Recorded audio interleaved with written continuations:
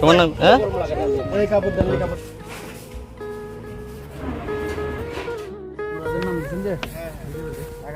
আসলে এখানে যে 26 জন অনাথ শিশু আছে তাদেরকে ভাঙতে দেখ আসলে আমরা অনেক কষ্টের করে আমরা রাজশাহীর জয়পুরহাট আমরা যে অনাথ আশ্রমের কার্যক্রম এদের হাতে নিয়েছিলাম সেই কার্যক্রমে আমরা বর্তমান পরিস্থিতি আপনাদেরকে দেখালে আপনি ভালো করে দেখতে পারবেন। এটা হচ্ছে আগে যদি এখানে মেডিটেশন করতেন এবং আপনি এখানে যদি রাস্তাঘাটগুলো দেখেন খুবই উন্নত একটা রাস্তাঘাট। আপনি যদি আপনি ভালো করে খেয়াল করতে পারবেন খুবই দুরবস্থায় তারা জীবনযাপন করছে। আসলে এই ক্ষেত্রে যদি আমরা বৌদ্ধরা যদি এবং গুরুয়ারা আমরা যারা দেশের বাইরে আছে এবং যারা দেশের ভিতর আছে তারা যদি সবাই যদি মিলেমিশে যদি আমরা যদি সহযোগিতা করে তুলতে পারি তাহলে এই অনাথ আশ্রম এবং আমাদের এই রাজশাহীর জয়পুরহাটের যে একটা বৌদ্ধদের একটা খণ্ড চিত্র আছে, খণ্ড অংশ আছে, সেটাকে আমরা বাঁচিয়ে তুলতে পারবো বা আমরা এটাকে আমরা টিকিয়ে রাখতে পারবো আর কি।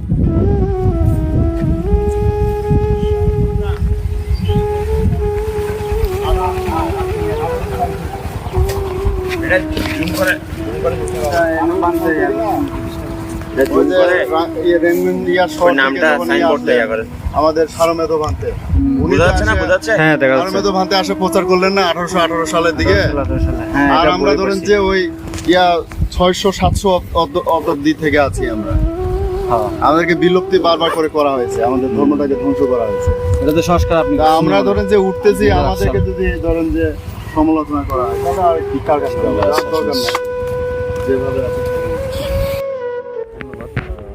টিভির যে আপনার প্রতিষ্ঠাতা শরণ আমাকে কিছু বলার জন্য সহযোগিতা করার জন্য আপনাকে অসংখ্য ধন্যবাদ। আসলে আজকের এই দিনটা 10 তারিখের এই দিনটা আমাদের জন্য খুবই গুরুত্বপূর্ণ একটা দিন ছিল। এই গুরুত্বপূর্ণ দিনে আমাদের একটাই লক্ষ্য ছিল যে আমরা রাজশাহীর 5 বিবি যে পাথরঘাটা যে অনাথালয় আছে এই অনাথালয়ে আমরা আসব এবং তাদের যে অসুবিধাগুলো আছে এই অসুবিধাগুলো আমরা দেখব। আজকেই সেই দিনটি। আজকে আপনি ভালো করে জানেন আজকে আমরা এখানে এসেছি। আজকে আমাদের অনেক কিছু ভান্তা আমাদেরকে নিজের সচক্ষে দেখিয়েছে কোথায় কি আছে কি নেই, কোথায় কি পূর্ণতা আছে, কোথায় কি অপূর্ণতা নেই, সব কিছু আমরা ঠিকঠাক মতো দেখেছি।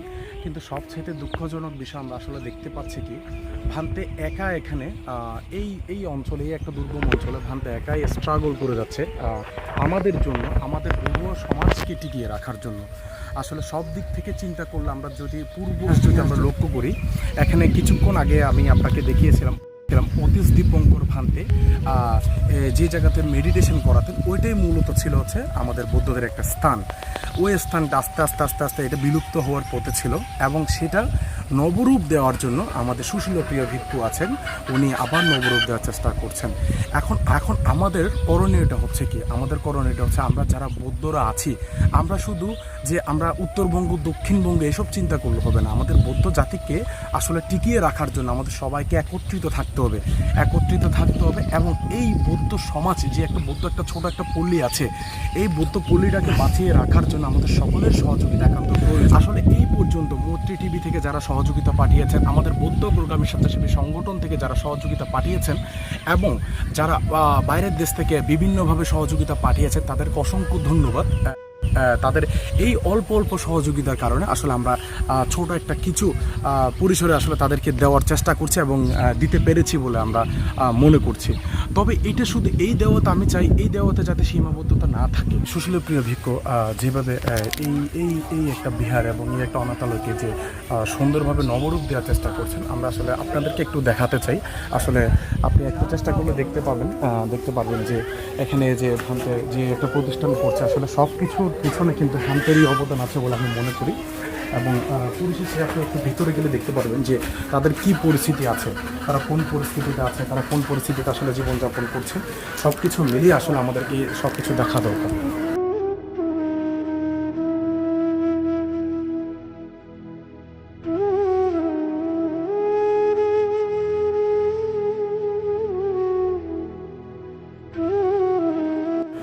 পরিশেষে আপনাদেরকে সব কিছু দেখানোর পরে আপনারা সব কিছু আশা করে বুঝতে পেরেছেন এখানে যে 26 জন অনাথ শিশু আছে তাদেরকে ভান্তে দেখাশোনা করছে এবং ভবিষ্যতে এই অনাথ শিশুর পরিমাণ হয়তো আরও বাড়তে পারে।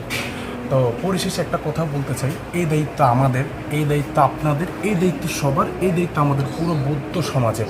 আমরা পারবো এবং আমরা করে দেখাবো এই বৌদ্ধ সমাজকে, এই বৌদ্ধ পল্লীকে রক্ষা করার। ধন্যবাদ সবাইকে সাথে থাকার জন্য। নমস্কার। সবাই সবাই বন্দনা করতে নাম কি? তোমার নাম কি বলো?